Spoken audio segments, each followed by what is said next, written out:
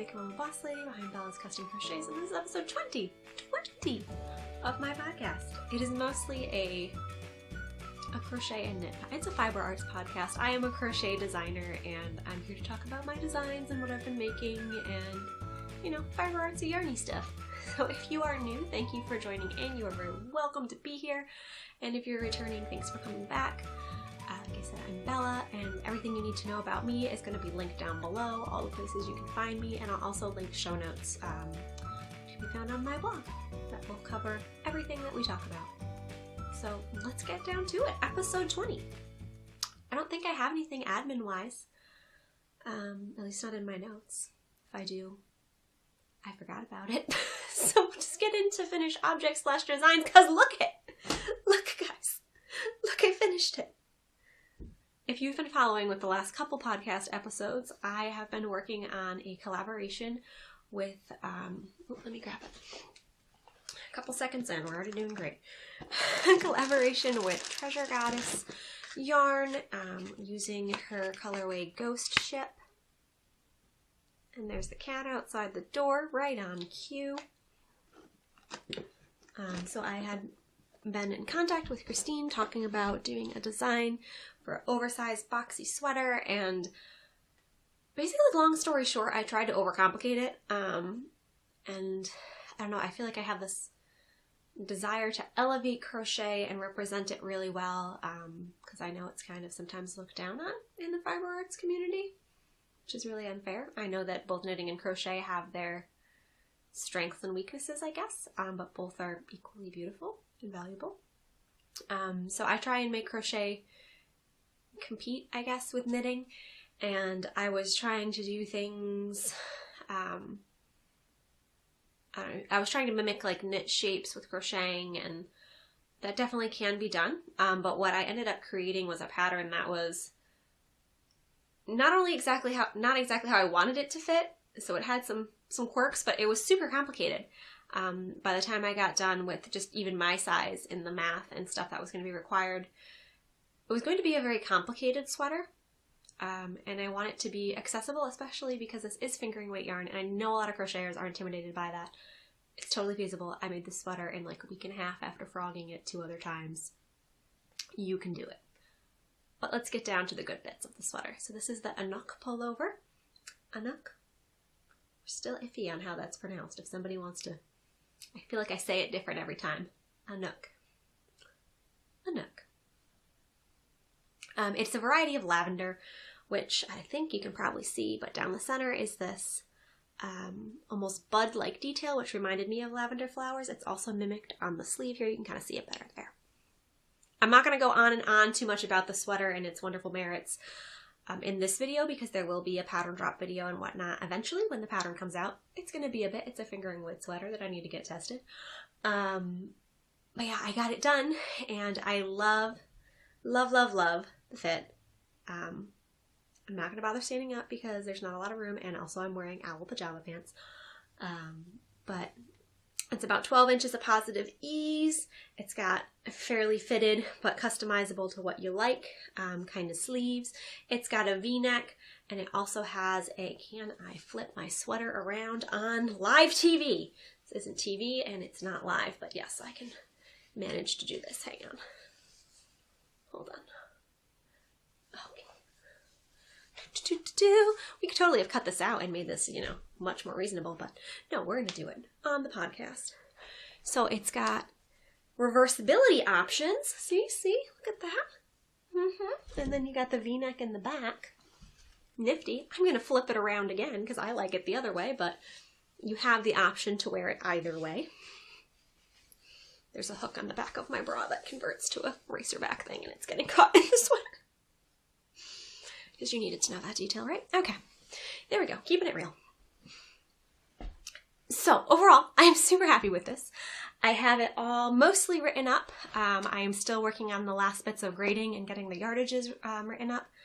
I know that Christine, the dyer, wants to do some, not kits, but she's going to have some sweater quantities available for both testers and for when it releases. So I need to get her some information so she can do some swatching. And yeah, basically I should be, keep an eye out on my Instagram, which is linked down below, but Bellas_custom_crochets. Keep an eye out there because that's where I do tester calls. I know a couple people had commented on previous videos how to be a tester. So if you are interested in testing for me for any pattern ever, I currently pick for each pattern based on what skill level and size ranges and whatever I'm going to need. So I'll put out a tester call and there'll be an application and it's like a Google Doc with a couple questions on it. So yeah, I'm going to be looking for testers in size extra small up to 4XL. And I like to have multiple testers in each size. And like I said, it is a fingering weight sweater, so it is definitely a commitment as far as time. It's probably going to be, haven't decided yet, but like a 4 to 6 week pattern test just to give everybody enough time, you know, holiday season coming up and everything. So it's going to be nice and long, but it is a huge commitment to make a garment in fingering weight. It's not as quick and gratifying as if you're using bulky, obviously. But it's totally doable. I was booking it, but I got it done in a week and a half, so you absolutely can get it done in 6 weeks, I believe. But either way, whether you're interested in testing or not, if you're intimidated by fingering weight yarn, I want you to know it's exactly like other yarn. It just might take you a little bit longer. Totally doable though, really. The sweater itself is about an advanced beginner level, and yeah, it's a fairly basic stitch, a variation on a stitch that you'll recognize, and then some puff stitch details. And I've got schematics and pictures and tutorials, and there'll be videos, and yeah, just like all my patterns, I'm going to try to make it as accessible to as many people as possible. So be on the lookout for that. And obviously once the pattern goes live, I'll have a whole video and everything about that. Also, I love these oversized sleeves. I love them. This is like ideal sleeve length. I either like sleeves that are this length or like this length and like nowhere in between. Don't give me regular wrists. That's just... Oh, hey. I'm wearing the sweater inside out. Because I'll be real with you, I wasn't wearing this sweater previously. Like I said, I have pajama pants on. I was wearing another shirt and I was like, I'll put this on for the podcast. So I was doing stuff in the house today, like filling holes in drywall. I wasn't wearing this sweater. Yeah, that's the yarn that I carried up the sleeve there. It's okay. Still looks cuter. Okay, I've committed to wearing a sweater inside out on the podcast, so that's fine. I'm not taking it off at this point. Well, it still looks really good, even inside out. It looks better right side out. But yeah, Christine's yarn is lovely. And I'm really looking forward to getting this pattern out to you, so you can wear it frontwards, backwards, inside out, however you like. And I'm super pleased to say, if you want to see more about it or see me bounce around and be adorable in it, try and be adorable. It took me like 20 takes, guys. By the time you're seeing this video on Friday, I believe that on Saturday, if you jump over to Christy Glass Knits, I don't know if you're familiar with her channel, but she's a kind of like a reporter for Knit and Crochet. She interviews different fiber artists and dyers and yarn shops and travels. Well, she doesn't travel now she Zooms people, but she used to travel all over the world and talk fiber arts with people. So if you're not familiar with Christy Glass, jump over to her channel. I'll make sure that's linked for you. But Saturday the 16th, is that right? 17th, would have been Rhinebeck New York Sheep and Wool Festival, which is a huge deal for the US. People come from all around the world for it. It's canceled this year. So she's doing her annual Tell Me About Your Rhinebeck Sweater video on YouTube. Like, it's always on YouTube, but she's doing it. People sent in submissions. So I sent in my sweater. I was wearing it right side out in the video, don't worry. I hope. Who knows? But yeah, my goal for finishing this was to get that sent to Christy. So I did it. And I'm super happy with all of it. So I can't wait to see the Rhinebeck video, and I think she's premiering it live, maybe, possibly. I have no idea what time. If I find out, I'll put it in here, but go follow Christy Glass, go subscribe, you know, all that. So, Anouk Pullover, love it. Right side out, inside out, all of the ways. We'll talk about it a lot more as we get closer to release, but be watching over on Instagram for good stuff. So that is my only design. It is the majority of my crochet content because it has been a doozy. Crocheting, fingering weight sweater that fast, and doing all the math. So this has taken up all of my brain space and free time. And my not free time, my work time, and all waking hours, basically. What else do I have to show you, though? Basically everything else I have to show you is owl themed. My daughter's birthday is coming up, and she is quite obsessed with owls. Talked about it last time. So I have 2 owl endeavors, patterns, makes, and then a couple other things to show you. I feel like we're zooming right along here. We're only 10 minutes in. Yeah, I think we're going to just keep going. Okay, I'm sure I'll start rambling, and it'll be just as long as always. So this project there is no pattern for. I wouldn't even know how to write the pattern if I tried, because this yarn is just well nigh impossible to see anything in. This end is popping out, so I'm shoving it back in. Okay, we need that later. Alright, so I'm using For the Moment from Hobby Lobby, which I will rant about in a moment. For the Moment. It's a faux fur yarn, very similar to Lion Brand Gopher Faux. Yeah, you see this? That's what it says too. It's an owl! Totally just wing this pattern. I'm making all the puns. I thought I was tired tonight, guys. I am on fire. So the owl is going to have some more details. I think I'm going to do ear tufts in this color and give her little bows. And then I'm going to do a little felt face and maybe sew her some feet, because I feel like she needs feet. I'm not going to crochet her feet. But yeah, my daughter really likes this yarn. I made a cowl in it for her last year, and a teddy bear. And it was a great... It was for Christmas. She wore the cowl, and for whatever reason, she was obsessed with the way it felt. So she like licked it all day, and it ended up looking matted. It was disgusting. So hopefully she's outgrown the licking. She doesn't lick the bear, so I think we'll be good.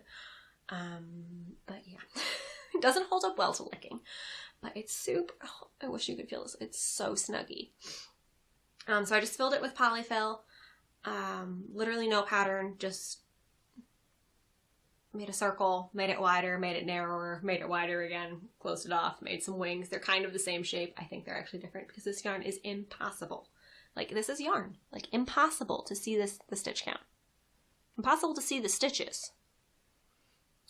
So kind of just winging it, and it's very forgiving when you stuff it up, and yeah, this is definitely actually lopsided in reality, but you can't really tell. I made a little, I sewed a little felt pouch and filled it with rice and then stuck it in the bottom so it's got a little bit of weight to it. And like immediately after finishing that, I remembered that I had the like polyfill plastic beads from when I was making stress buddies, crochet stress buddies for craft fairs last year. And I was like, why did I use rice? But it's kind of fitting because rice is pretty much my daughter's favorite food, and owls are pretty much her favorite thing. So, yes. Oh, you're a large spider. There's a spider yay large on my light umbrella thing here. Now he's disappeared. Okay. He didn't look like anything that could kill me, so we're gonna just let him crawl towards the light. So the owl will be finished next time. I've been working on it in secret, obviously, because it's a birthday present. I don't know if there's going to be owl Christmas presents too. We'll have to see. Spider,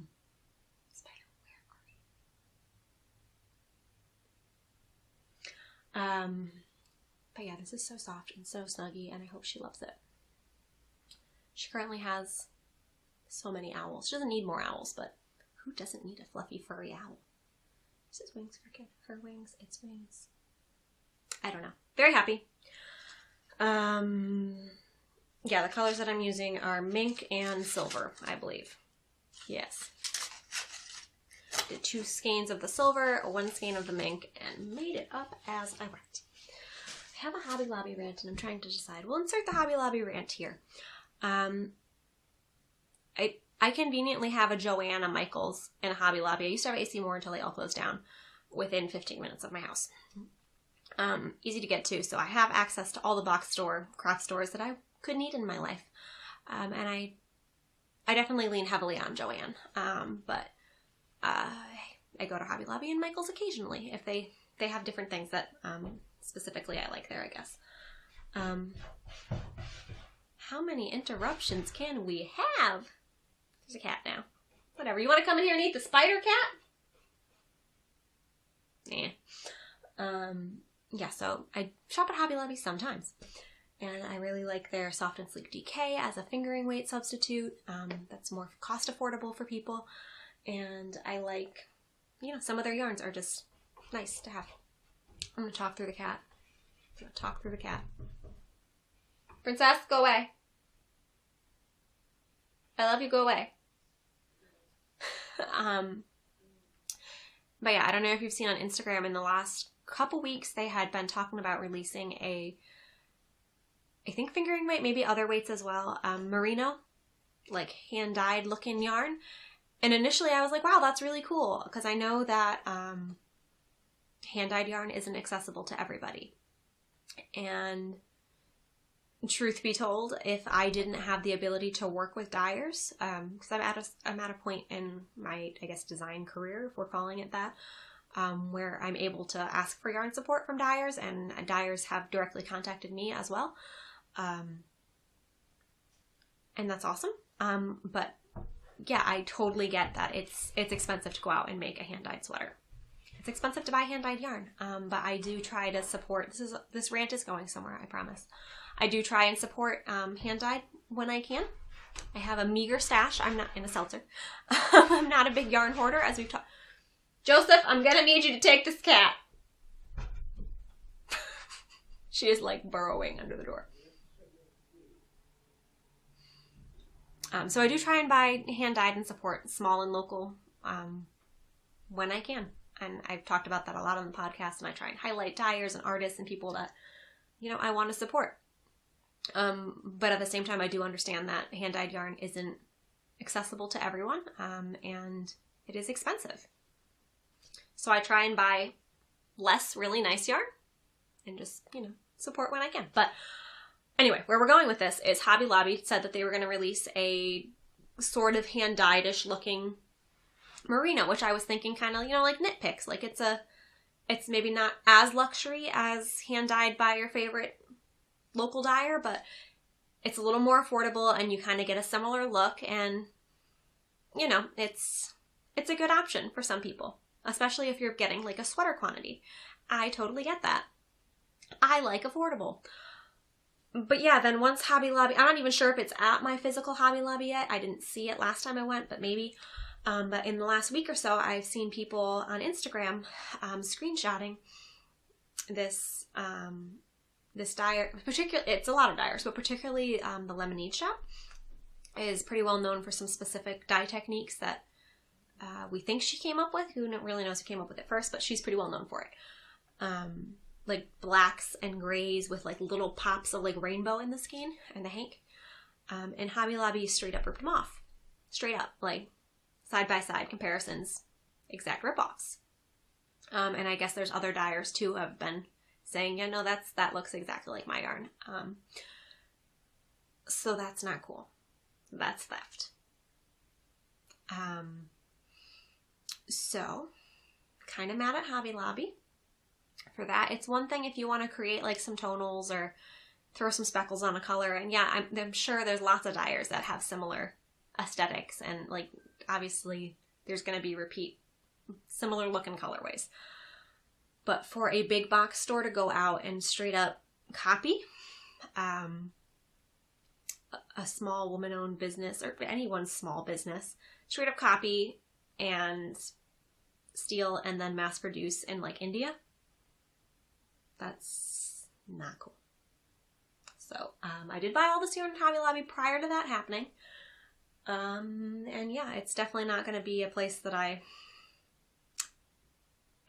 trying to think, frequent go to, reach for. I don't know what I'm trying to say, but ethically, I'm not cool with that. And as a Christian, I'm really disappointed in their lack of Christian values in that, because stealing is definitely not okay by anyone's standard, but definitely by Christian standards. So just want to throw that out there so you're aware. You can go look it up on Instagram. And yeah, it's a little sketchy with the hoblob. But I already have the yarn and I'm going to continue to use it. I'm not going to go burn the yarn. The yarn has no inherent evil qualities. So that's a rant. I'm going to have a sip of seltzer. We'll reconvene on the next owl project in a moment. Was reconvene even the right word? I think so. Alright, so the next project, I talked about it last time, how I was going to be casting it on, and I'm making good progress. For this one I am using I'll just show you this one because it still has the ball band, but I was really liking this yarn, so now I'm a little sad. Must be merino, and the colors are like white, gold, green. They're boring names, burgundy. But I'm using, it's a, what are you? Merino, nylon, acrylic, some sort of blend. 50% merino, 25% acrylic, 25% nylon. So going to be great and durable for toddlers. It's really soft and squishy. It's a DK weight. I really rather like it. So I am making, the English translation I think is just owl sweater, but it's a Norwegian pattern, which is available in both Norwegian and English, and the name is originally something I cannot pronounce by a designer whose name I'm afraid of butchering. So we'll have that on screen for you. But basically it's a colorwork owl sweater. I am fairly new to colorwork. I have done one colorwork hat by Lady J Crochet and one colorwork sweater by More Thunder. So this is my second colorwork sweater yoke project. Where's the back here? Okay. There's not too much to show just yet. I definitely already have some wonky things going on. I'm trying to flatten it out here for you because it's on a slightly smaller needle. Okay, it doesn't really matter because there's not much to show, but I am this far. So I've got the leafy bit done, and of course it will look better after blocking. Got my leafy garland thing going on there. It's really pretty. And then these are the tops of the little owl ear tufts. I don't know if you can see, it looks like little cat ears. So each one of those burgundy chunks will be an owl. Could you hear me talking through my hand there? Hopefully. It's originally a fingering weight pattern. I sort of kind of gauge watched, and I'm doing it in DK and sizing down from the size that whatever. Every time I explain to you what I'm doing, it doesn't matter because it's completely convoluted and crazy.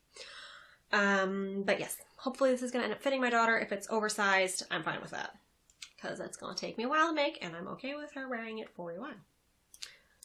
So basically we're going to have burgundy owls with white eyeballs and yellow beaks and a yellow background and some green leafy bits. I don't know if you saw you did see, it was on the screen. The original sweater has a different color neckband, wrists, and like bottom hem. So I'm doing all of that in the yellow, the mustard. So I think the neckband was supposed to be the same color as the owls. I'm like doing weird things with all of the colors. So I'm doing obviously just yellow. The neck, I did a provisional crochet cast on for the first time, which I did all right, but then when it came time to, because you did the provisional cast on, you knit the neckline, the neckband, the collar, whatever this is, double the length, and then you like picked up the provisional cast on stitches, and I definitely did terrible things. I watched a tutorial on how to do the provisional cast on, but definitely didn't watch a tutorial on how to connect that bottom edge and the top edge together. So it was like, knit them together, and I was like, okay, I can do that, and then it just came out real weird. And if you can see, like, it looks kind of funky. But I think once I block it, we'll be alright. Also, when I do make ones, I sometimes get weird holes, and I just go back and sew them up in my colorwork, like right here. That's all. It's just a very large make one. That's okay. It's for a toddler. She's gonna love it. I have to knit it in secret because she will notice. I did try it on over her head, so I know the collar fits, and then I'm just gonna hold it up to another sweater and make sure, like the armholes are gonna be big enough. Well, yeah, I started the color work yesterday, so we're moving along. It's only, like 2-year-old size, so it shouldn't take me too long, and I will have it done by her birthday. I am mostly following it to pattern, I think. The owls in the pattern, it's tricky because like the background of the sweater was originally white. So then like the owl eyes were the background color, but I'm doing the background yellow, so I have to switch in and add in white eyes. And then like the owls had a different color eyebrow, but I'm just doing solid burgundy, whatever. They're going to be owls, and it's going to be cute. I considered trying to steek it and make it into a cardigan, but let's not overcomplicate my minimal color work skills. My floats aren't terrible. They're not awful. They're not great, but they're not awful. And I used the Very Pink Knits has a tutorial for catching the longer floats without getting all of your yarns tangled up, and I highly recommend that because there's some floats that are like over 6, 7, 8 stitches. But yeah, I'm a pretty color work newbie, and I feel like it's not terrible. Not terrible. And it will block out. It will block out because it's merino somewhat content. It's going to be good. I'm really excited to see it come together. Color work is always exciting because it goes from like this kind of lumpy on a smaller needle cable. You can't really tell if the like tension's okay mess, and then you block it and you're like, oh, it's beautiful. So here's to hoping. Once I get the yoke done, it's just all stockinette from there. I think the sleeves don't have any decreases on them, but I'll probably put some in. Don't know.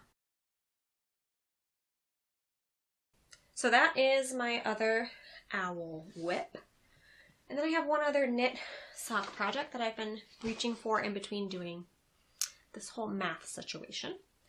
Because sometimes, like in the car and whatever, I'm not going to math.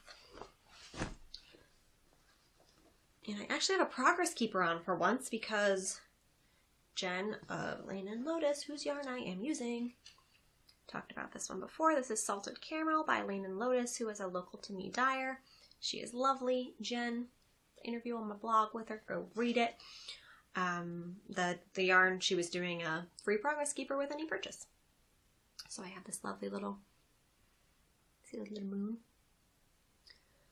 I love this colorway so much. So much. So much. These are the Simple Skip Socks by Adrian Ho, maybe? Who? Mushroom Knits, but not active on Instagram as Mushroom Knits. But it's a free pattern on Ravelry, very popular. Fairly popular. So that is linked for you if you are interested. It's got this faux cable-y looking situation. That's a skip stitch, I don't know. But I'm really happy with them. I love a semi-ribbed pattern sock because they fit really well. Doing my standard slip stitch heel. And basically, like, once I get the stitch pattern down for the top of the sock, I don't look for the rest of the sock because I know how long I want it to be and I know what heel pattern I'm going to do and what toe pattern I'm going to do. So I don't know if this is even two pattern. I think it was slip stitch in the pattern. Look how pretty it is. Love it. So these are in no particular hurry. I'm just doing them in between. I honestly haven't been doing that much other than just starting that color work yesterday. I haven't been doing a ton of actual physical knitting or crocheting because my spare time has been pattern grading and typing up the pattern, and I recorded a couple tutorials yesterday. So just trying to get this pattern done, which hopefully is very soon. So that's literally all of my making content, and we're only 28 minutes in. Ooh, this is exciting. I do have a couple. I just kicked the camera. I'm sorry. I do have a couple acquirings, I guess. I'm on a bit of a mini kick, so I have some mini skeins to show you. And again, like I said, like, I understand. I feel like a lot of podcasters, a lot of Instagrammers, whatever, you're looking and it just seems like they're just getting all this hand-dyed yarn all the time. You're like, how are they affording this? Honestly, my stash is tiny. Like, that's my hand-dyed yarn stash, guys, really. I do have 1, 2, 3, 4, a couple more skeins up there. You can go watch my yarn room tour video if you're interested in my meager stash, but I do not have a ton. These other shelves are full of acrylic-y yarns. Not a ton of hand-dyed yarn. I do try and buy it here and there when I can, like I said, and I feel better about it if I'm designing with it, because I know I'm going to buy it and then use it for something and not just hoard it, which if you like that, that's fine, but that's not my lifestyle, and it upsets me greatly because I get stressed out that it's sitting there doing nothing and I spent money on it. Self-inflicted guilt. But yeah, I really do like supporting women-owned, especially like Connecticut-owned small businesses. So Lane and Lotus, whom we've already talked about with the Simple Skip Socks color, was doing a shop update with, hair is stuck in my ring and it's annoying, some mini skeins. And minis have been hard to come by recently unless you're getting an advent calendar. Because there's like a mini shortage now because all of the advent calendar people bought up all the minis, which is totally cool. It's awesome that people do that. If you're not familiar, a lot of dyers do like a 25 skeins of Christmas kind of thing. So you order it like way back in like March through July, and then come October, November, they send you a little packaged up gift for each day of December, or each day leading up to Christmas, and like a mini skein and maybe some other fun goodies. I personally have not committed to any, I haven't done any advent calendars, because the thought of 25 skeins of mystery yarn freaks me out. And they are very high ticket, right thing? Very expensive, because you're getting 24 mini skeins and a full skein usually. Very expensive, and obviously worth the money. The dyers should be paid for their awesome advents, but I cannot handle surprises at all. At all. Yeah, at all. I hate surprises. One time he was my boyfriend at the time, but now my husband came home from the Air Force and had like created this web of lies leading up to coming home. And like I opened a door and there he was behind it. And my response was to yell at him. Hug him, but also yell at him. So yeah, I don't like surprises. I was really stressed out by my family trying to throw me a surprise baby shower. Like really stressed out. I really hate surprises. Please don't surprise me ever. Unless you want to like send me presents. No, that stresses me. I don't know. I don't like surprises. Anyway, we're talking about mini skeins. So I can't handle surprise mini skeins. But, so Jen was having a fall mini skein set, which are these lovelies. And I am forgetting which colors are which. You can go look it up on her website if you would like. I think this one's Take Me Home. And I believe this one's Autumn Equinox. These three friends, I'm not sure who they are. But I like them. And I had my eye on this, and I like had it set in my phone to get the shop update. And then she also had like a grab bag mini set. And I was like, that's a surprise. That's a surprise. I don't know if I can handle it. But these are just like 10 gram minis. They're little guys. So, oh no, they are 20 grams. Just kidding. They're 20 gram minis. Oh, why did I think they were 10 grams?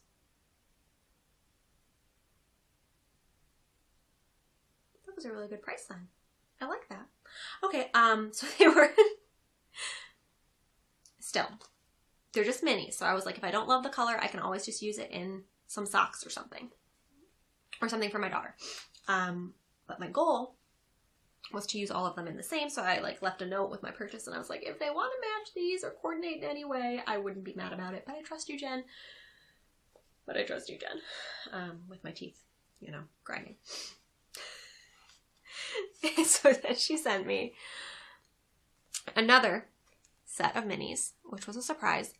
And I love these three. These two, I don't hate, but I'm like, a little pastel-y for me. This one is either Eden or Olive Branch, both of which I love. Olive Branch? This one might be whatever you are. Meteor Shower? Maybe. No, maybe not. Maybe yes. I don't know. It's a different base. Something similar to that. And then, I don't know what this grayish bluish one is, but I really like that. And I feel like those definitely all go together there. And then the two pastel-y friends might have to just go be something else. But I don't mind. They're cute. This purpley one is really sweet. I just don't do pastels. You know me. I like the saturated, like fall rainbow colors. This is my color palette. So I got those from Jen.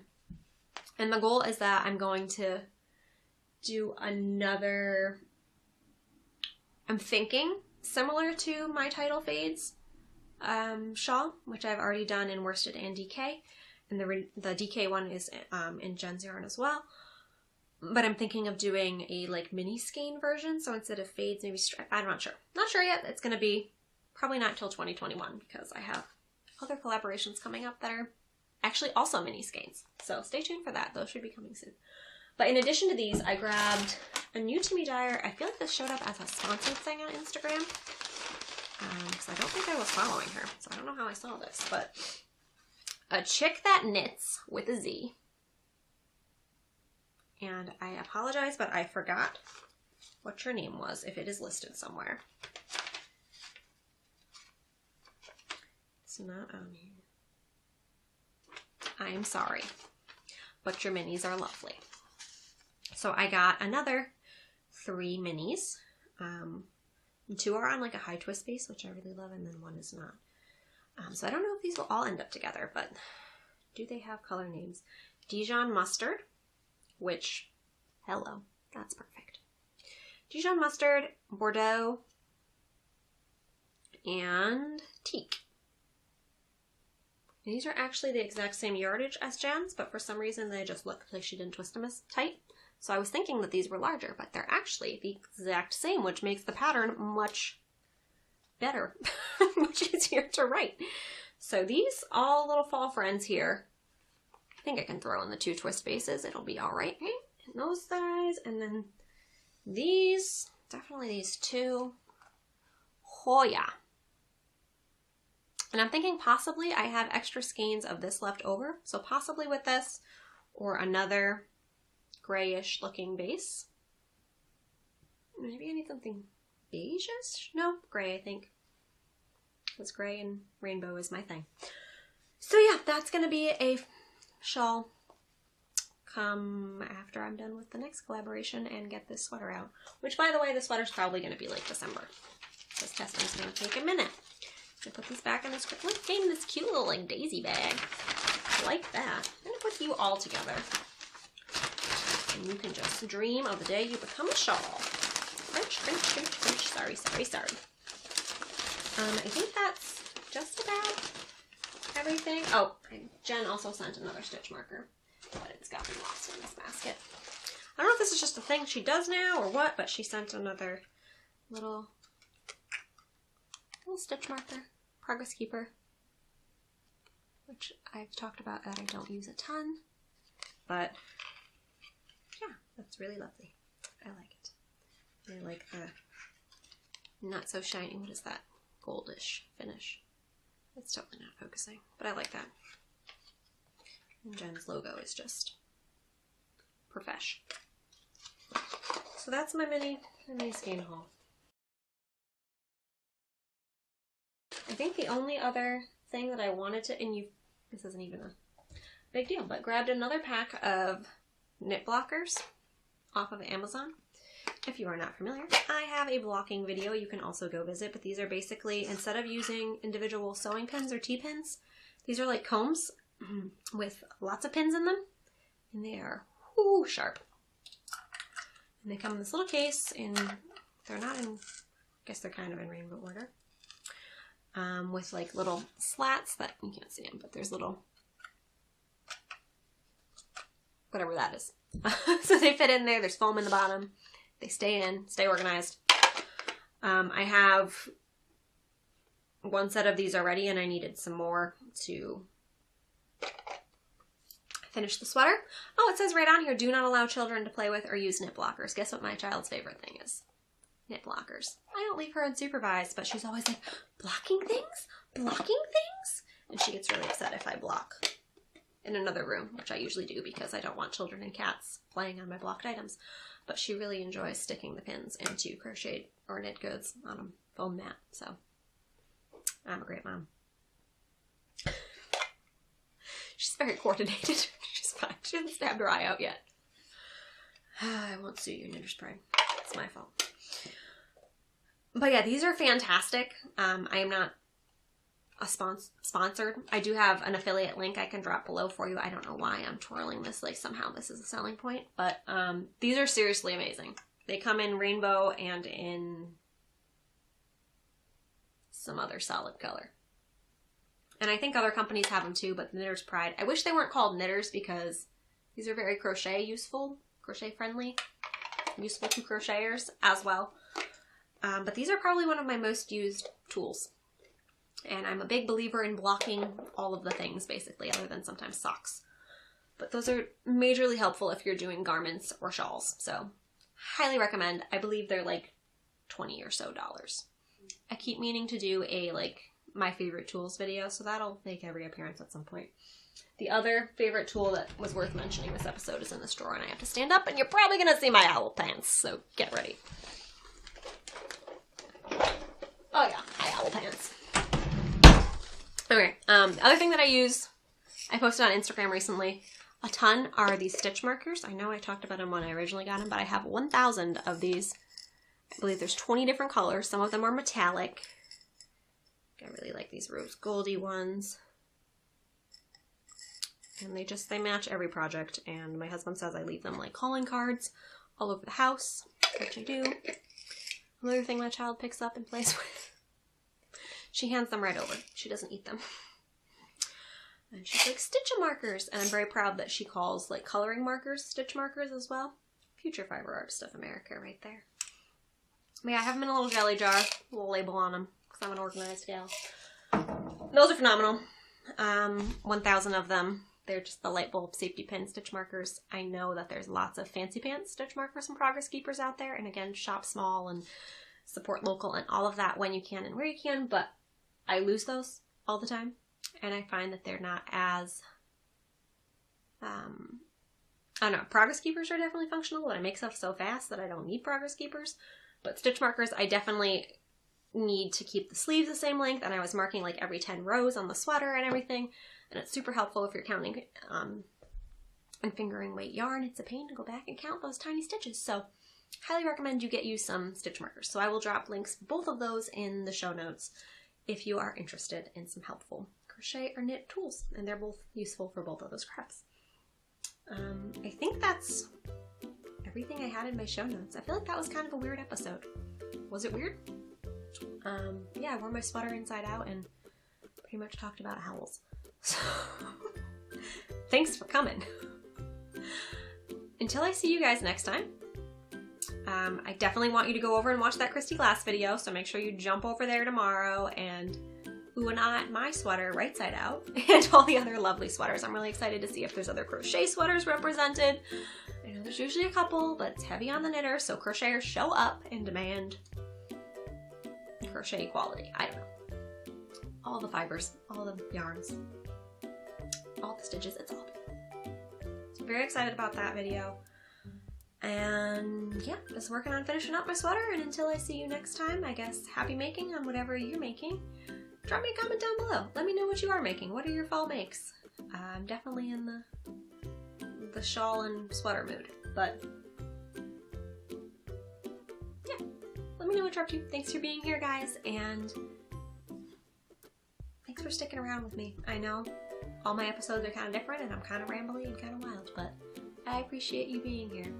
I hope your day, your weekend, whatever you're watching is full of lots of yarn and happiness, and I will talk to you guys soon. See you in episode 21.